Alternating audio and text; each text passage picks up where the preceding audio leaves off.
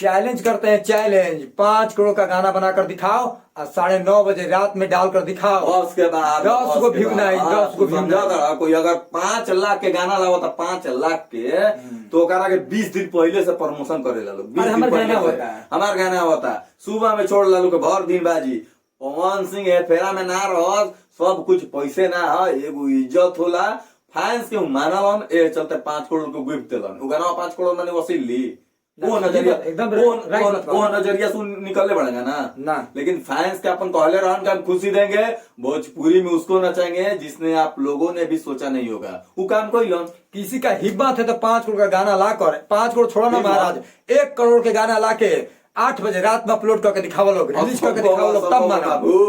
40 go like ना चढ़ी 40 go like हमार तो जुनूने खत्म हो गया। समझो तो तुम्हारा 9:30 में रात में गाना रिलीजिंग का डेट था रात में। अब जब हम देखा तो गाना के महाराज 20 मिनट में मात्र 20 मिनट में 90-85 हजार लाइक होगी रहे और लाख पार रहे व्यू औसन आज लेके के भइल नहीं के तारे का बता देते नहीं पावर स्टार पवन सिंह 2024 में ऐसा लकीर खींच दिए हैं कि लोग रेंगी हैं। ढेर लोग कहत रहे कि गाना ट्रेंडिंग में ना चढ़ी बाबू ई गाना अगर 5 तारीख सुबह आई रही तो 10 मिलियन भई रही 10 मिलियन। हालांकि गाना रिकॉर्ड बनाते रहे हम देखत रहे गाना के बजा के अपना से खुद से हम सुन ले 10 वाली गाना के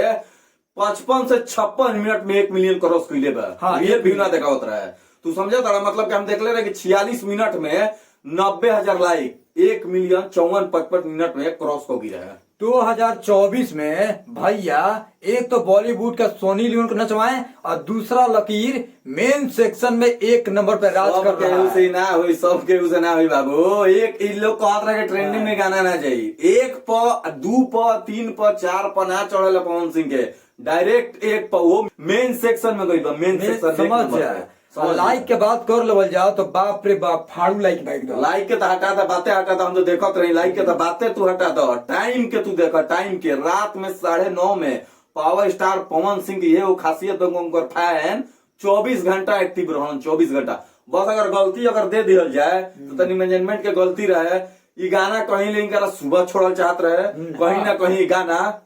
व्यू के मैटर में अब तले मैंने कहा हम कहीं 16-17 मिलियन क्रॉस को भी रही। और आपको बता दें कि भोजपुरी इंडस्ट्री में ऐसा कभी नहीं हुआ था 9:30 बजे रात में गाना कभी नहीं आया था और गाना आते 1 घंटा के अंदर 1 मिलियन हुआ ही नहीं था। ऐसा काम पवन सिंह के जिम्मा रहेला जो ना करे वो कर भोजपुरी में तारा कहले रहनु कि जो जिसने कल्पना भी नहीं किया होगा उसको भी नचाएंगे भोजपुरी में। और तारा के बता दी सनी लियोन अब उनका क्या बोले उनका डिमांड तो लोग जानते हो 4 करोड़ नीचे डिमांड उनका ना होला पवन सिंह ना चोइलन उनका के 2024 में तो ऐसा रिकॉर्ड बनाए हैं जितने को हम उतने मतलब की तारीफ से कम भाई। बैक टू बैक सॉन्ग आए वाला महाराज अभी तो तारा के क्या बताई मैंने इस सॉन्ग के सुना आता ना खूबसूरत सॉन्ग बा मैंने एक तरीका की एडिटिंग हम कहीं देखला ही नहीं बहुत जबरदस्त। अच्छा एगो बात आओ बतावा 2024 में चाहे 23 में चाहे 20 में चाहे 19 में रात में केकरो सॉन्ग आई बा 9 बजे लोग कहे लगा ब्यास के एक्टिंग ना आवेला जाके देख लिया एक्टिंग कैसे कोई बड़न ब्यास औसा एक्टिंग हमारा निकला भोजपुरी इंडस्ट्री में केहू कर पाई। सीधा पवन सिंह के फैन आज सीधा 5 तारीख जन्मदिन रहे और 6 तारीख के 1 नंबर पर ट्रेंड पर ले बड़े वो मेन सेक्शन में कह देता नहीं अगर ये गाना शाम के 6 बजे आ जीतू तो 5 से 6 मिलियन व्यू और 1 नंबर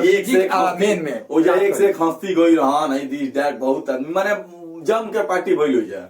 हमार तो दिल गदगद हो गई 5 छोड़ के गाना और रात में 9 कहीं से काटो लेकिन गाना हम देखा नहीं है हमारा दिल दम गदगद बा। हमारा भी ऑडियो आइला सुनबो कइला ना तो कहला ना हमारा गाना ठीक लिखे लगता हम कहनी है कि तू ऑडियो सुना तो वीडियो आई तो गाना बर्दाश्त नहीं लिए बहुत धासु गाना बा। आप लोग अपन क्या कमेंट सेक्शन में बताइए लोग मिला नेक्स्ट वीडियो में।